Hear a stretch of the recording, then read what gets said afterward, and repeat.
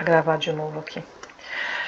Bom, e aí, a baixa libido, ela é causada realmente por essa baixa da testosterona, mas não é só isso, gente. Pensa só, a mulher na menopausa dormindo mal, estressada, sem energia, cansada, capenga, vai ter libido? E aí, muitas vezes, dependendo do marido lá, não ajuda muito, briga. A gente que é mulher, a gente é estimulada. O homem, ele é visual, né? O homem, tipo, fecha todas as caixinhas, brigou com a mulher o dia inteiro, fechou todas as caixinhas na hora de dormir e tá lá pronto. A gente que é mulher é um monte de fio desencapado, a gente mistura tudo. Se brigou comigo, se não tá bem no trabalho, se tá estressada, se não dormiu direito, se tá cansada, enfim. Todo o resto, isso vai refletir na questão da libido. Então, tem o fator, sim, da testosterona mais baixo, mas tem todos esses outros fatores associados aí para baixa da libido, tá? Normalmente, quando a queixa da paciente é baixa libido, a ginecologista vai avaliar, fazer a reposição com testosterona. Lembra que eu falei do ressecamento vaginal? Quando tem ressecamento vaginal, a médica pede para fazer uma pomada ou dar um óvulo com estriol para agir ali localmente. No caso da baixa libido, a médica normalmente vai fazer a indicação aí do uso da testosterona, tá? Que o ideal aí realmente o uso da testosterona em gel, que é bioidêntico, que é parecido com o hormônio que a gente produz no corpo, tá?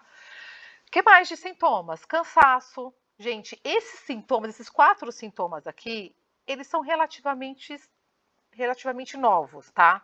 Ainda não está muito bem esclarecido por que a gente tem isso, mas pode acontecer. Choque pelo corpo, uma sensação de choque, tá? Zumbido no ouvido, boca ardente, inclusive essa boca ardente ela pode causar alteração no paladar, né, da questão do sabor que você sente. Ombro congelado, inclusive, gente, essa história do ombro congelado, você não consegue mexer o ombro. O ombro ele fica meio como se fosse grudado assim no corpo, você não consegue fazer movimento no ombro, tá? De levantar o braço nem nada. Inclusive, a Eliana, não sei se vocês já assistiram um podcast dela falando sobre a questão da menopausa, ela falou que teve isso. Inclusive, ela apresentava o programa com o microfone, assim, com a mão, tipo, encostadinha no corpo.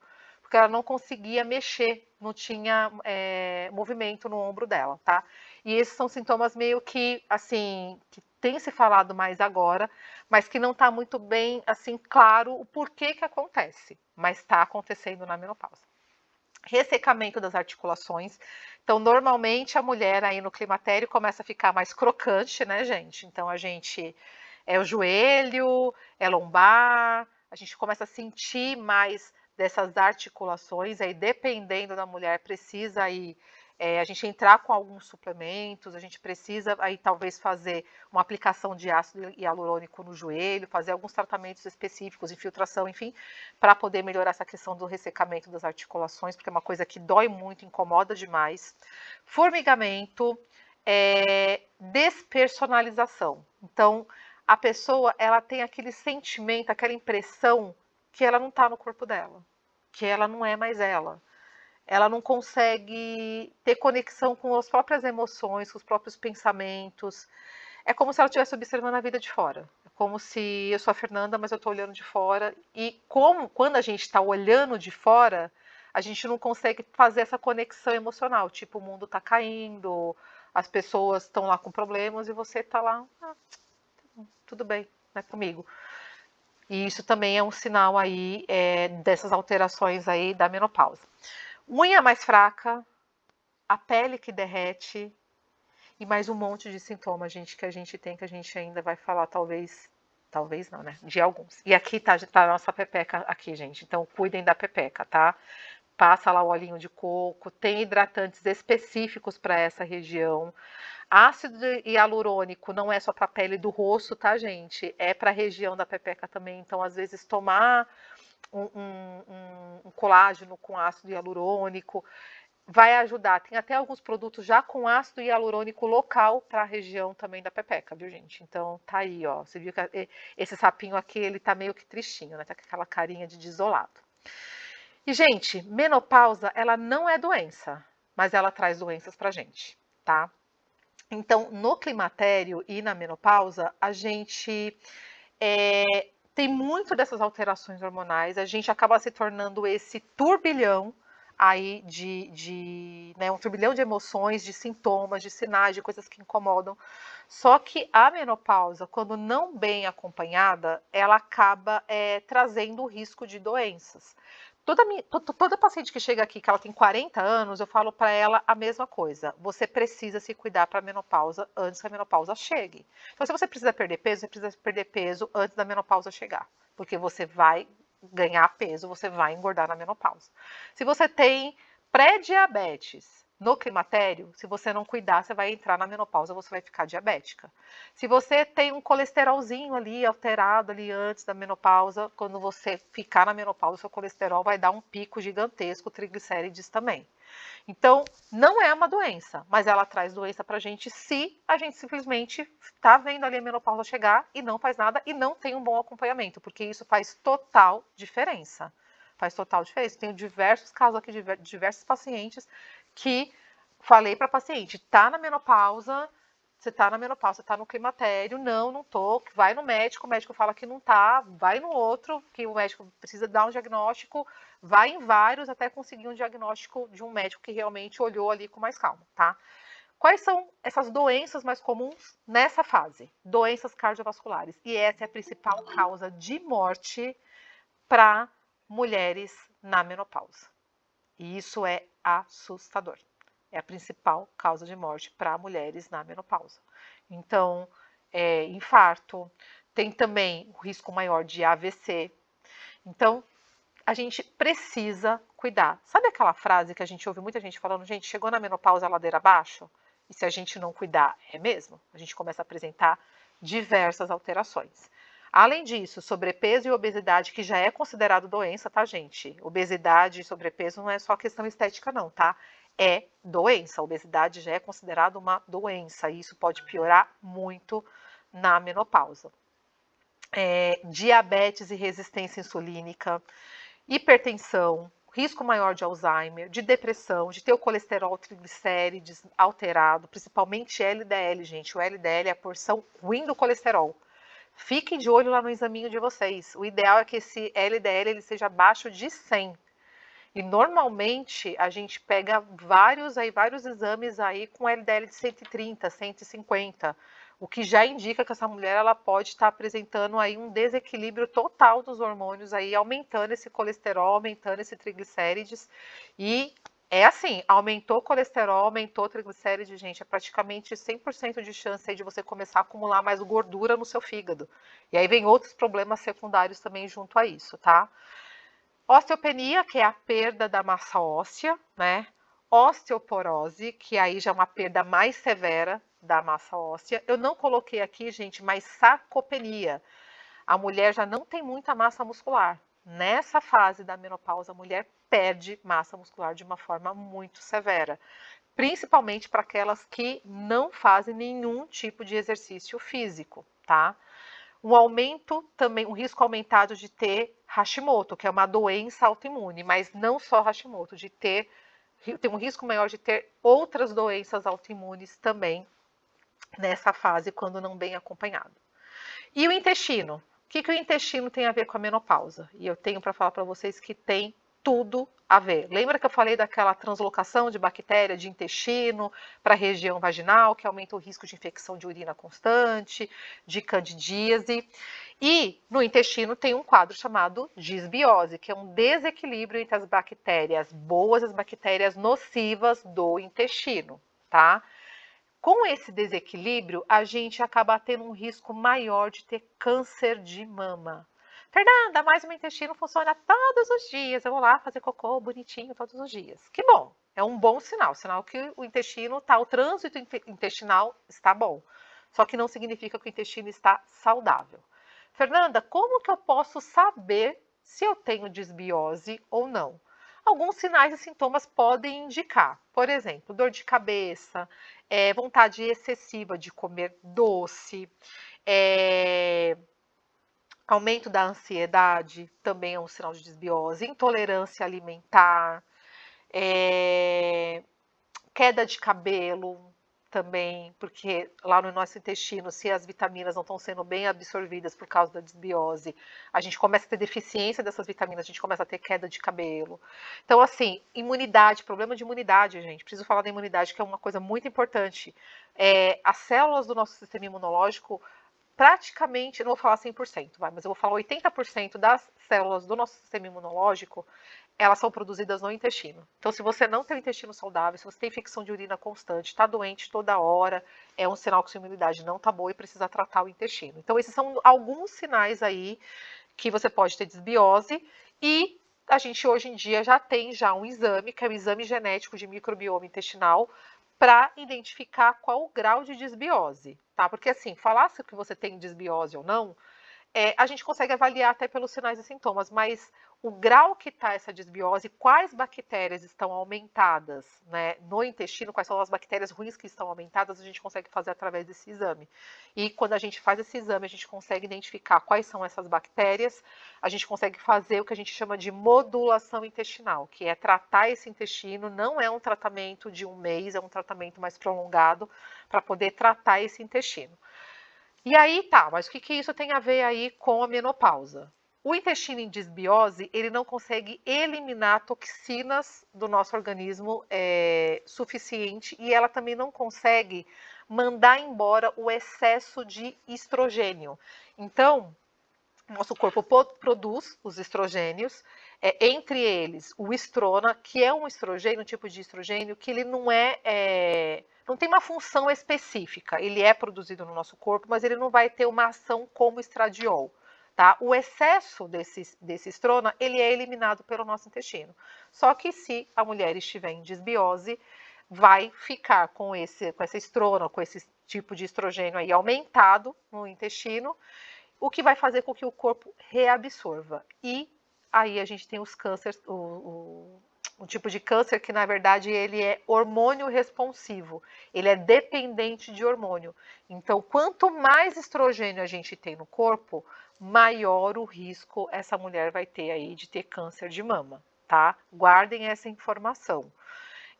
Fernanda, na minha família tem histórico de câncer de mama, preciso me preocupar?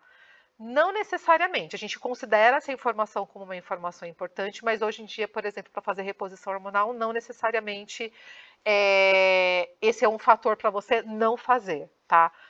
Hoje em dia, o que os médicos têm considerado para não fazer reposição com hormônios, tá? Porque tem tratamento sem hormônio também para menopausa. Essa mulher ela tem risco de trombose, né, um risco de trombofilia, e se ela tem um risco de ter um câncer responsível ao hormônio, tá? Por isso que normalmente os médicos pedem vários exames aí antes de indicar a reposição, inclusive deveria pedir vários exames, né? Porque tem médico dependendo aí. E assim, eu não tô aqui para julgar médico, tá, gente? Pelo amor de Deus. Só que realmente, infelizmente, alguns estão deixando muito a desejar. E aí, quando chega aqui no consultório, eu falo para o paciente às vezes nem sabe, falo que o médico falou que tá tudo certo, mas não tá, tá? E precisa prestar muita atenção pacientes que têm endometriose, a Nutri tem endometriose, mulheres que têm lipedema e mulheres que têm síndrome do ovário policístico. Por quê? Essas doenças, esses problemas, eles têm uma predominância estrogênica. Então, normalmente, essas mulheres têm mais estrogênio já no organismo. Por isso que o intestino tem que estar funcionando bonitinho aí para a gente não acumular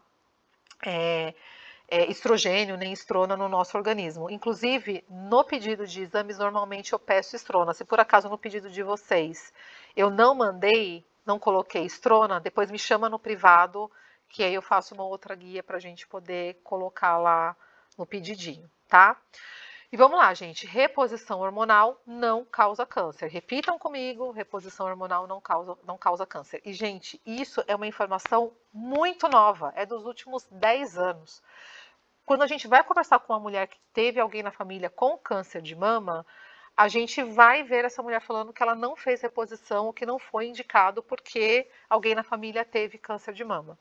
Então, tem que procurar um médico especialista em menopausa. Não adianta você querer um ginecologista generalista, aquele que atende a grávida, que atende a mulher na menopausa, que atende a mulher com endometriose, que atende a mulher com ovário policístico. Não façam isso, porque o médico que é generalista, ele não consegue olhar as coisas do jeito que elas devem ser. E eu falo isso por conhecimento de causa própria. Meu exame estava alterado, eu fui no meu médico que me acompanha da endometriose, mostrei o examinho para ele, falei, doutor, tá alterado aqui. Isso aqui já pode ser indicativo já que eu tô com uma falência ovariana, tal. Ele não, tá normal. Gente, não estava normal. E aí eu fui numa outra médica, fui passar, infelizmente que eu falo, gente, porque a gente paga convênio. O médico do convênio, ele devia dar o suporte adequado. Eu fui pagar uma consulta particular para passar com uma médica especialista em menopausa, para ela poder me dar o diagnóstico certo. Então, assim, a gente precisa ter muita atenção a isso também, tá? Porque, dependendo do médico, se ele não for um médico atualizado, ele vai olhar e vai falar assim, não, você não está na menopausa, seu exame está normal aqui. E não é bem assim como eu expliquei para vocês. Então, cada caso ele deve ser avaliado com cuidado, com atenção. A contraindicação da reposição hormonal, como eu falei para vocês, é para quem tem risco de trombose, para paciente que é responsivo ao hormônio. Então, aí realmente tem um risco maior de ter, e aí os médicos acabam não indicando. Aí precisa de passar para um tratamento não hormonal, tá? Que existe também o tratamento não hormonal. Já deixei aqui em preto para vocês também gravarem bastante essa informação, porque existe uma janela de oportunidade para a reposição hormonal. É indicado para a mulher nos 10 primeiros anos da menopausa ou até 60 anos. Após os 60 anos, o que os estudos normalmente indicam é que tem um risco maior de ter problema cardiovascular fazendo a reposição hormonal. Só que eu, para fazer essa apresentação para vocês, eu fui ler alguns artigos, e tem um artigo agora de 2025 que ele fala ao contrário, que esse tempo, na verdade, da reposição, ele pode ser até os 65 e o médico precisa avaliar cada caso para ver se realmente faz sentido ou não, tá? Então, como a gente está mexendo com hormônio, gente, de verdade precisa realmente um médico, ser um bom médico, que seja especialista em menopausa para poder fazer essa avaliação. Se for um ginecologista integrativo, melhor ainda, tá? Que tipo de hormônio que é indicado? Não é mais indicado o hormônio bioidêntico. Aí vamos lá. Por que surgiu esse mito do câncer de mama, né? Porque antigamente, muito antigamente, quando começou a se utilizar o hormônio para fazer reposição, eles tiravam esse hormônio das vacas prenhas. Então, o hormônio, eles pegavam o xixi da vaca, tiravam o hormônio lá do xixi para ser utilizado na mulher. Gente, isso vai dar certo? Pensem bem. Não ia dar certo, né? Então acabou aumentando o risco ali de algumas mulheres. E aí, gente, graças a Deus, ao longo dos anos, aí tiveram vários estudos, e agora a gente tem o que é o hormônio bioidêntico, né? Então a gente tem o estradiol, testosterona, a gente tem o estriol, que é o uso local, e a progesterona. O que é mais comum dos médicos indicarem é estradiol e testosterona transdérmica, então aquele gelzinho que você passa, o estriol por óvulo ou por pomada local para você introduzir lá na região vaginal, e a progesterona há controvérsias, mas o que é mais comum é a progesterona oral. Progesterona transdérmica só é seguro para mulher que já fez esterectomia total, que não tem mais útero, aí pode usar. Fazer progesterona na pele, o transdérmico, não tem tanto efeito e pode fazer essa mulher também ficar sangrando com essa reposição de estradiol, testosterona, estriol, e pode ela acabar ficando sangrando, tá? E aí, como se estivesse tendo um ciclo menstrual. Então, o oral acaba sendo um pouco mais seguro, tá? Então, o hormônio sempre bioidêntico. Quando vocês forem conversar com a ginecologista de vocês, doutor, é bioidêntico? Já fala assim, eles não gostam que a gente fale, tá, gente? Mas, inclusive, quando eu fui falar com a médica, eu falei pra ela, tá, se por acaso precisar usar hormônio, eu só quero hormônio bioidêntico. Aí a médica já torceu o nariz porque ela gosta de trabalhar com Implanon, que é aquele implante lá, tal. Eu não quero, não gosto, enfim. E aí, enfim, ainda não tô usando nada porque, inclusive, preciso voltar nela, nem sei se vou precisar mesmo. Enfim, outra atenção que a gente precisa ter é mulheres com lipedema, de não aplicar esses hormônios na coxa, e mulheres com endometriose também precisa ter atenção aí na hora de fazer essa reposição, precisa ser conversado muito bem com o médico, tá? Para não ter nenhum tipo de risco. E essa é a mulher antes da reposição hormonal e essa é a mulher depois da reposição hormonal. Parece que a vida volta ao normal, gente, tá? Deixa eu tomar uma água aqui. Parece que realmente a vida volta ao normal depois da reposição hormonal.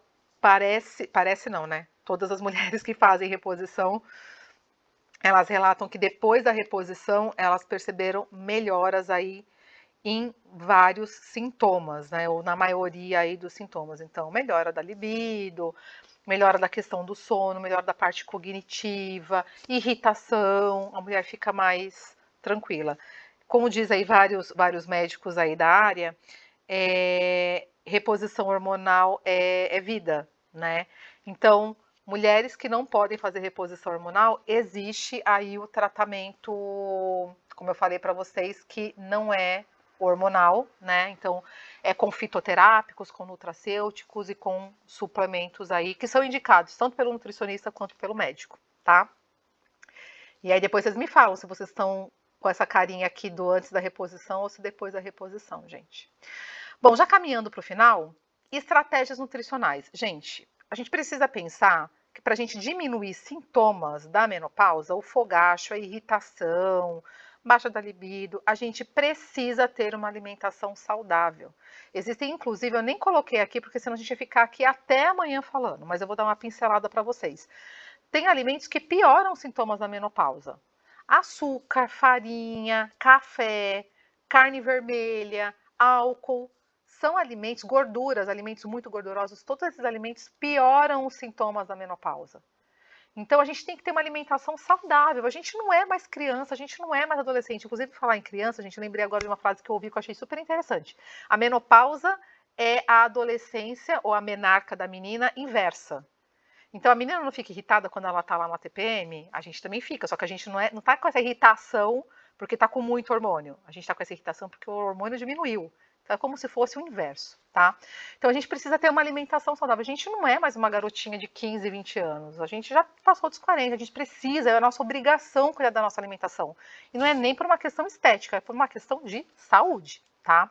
E aí eu trouxe para vocês algumas estratégias, porque também não dá para falar de todas, mas eu trouxe algumas aqui que são importantes a gente falar, pensando em questão de estratégia nutricional, tá? Então, o uso do mix de sementes, gente, gergelim, linhaça, semente de abóbora, girassol e chia.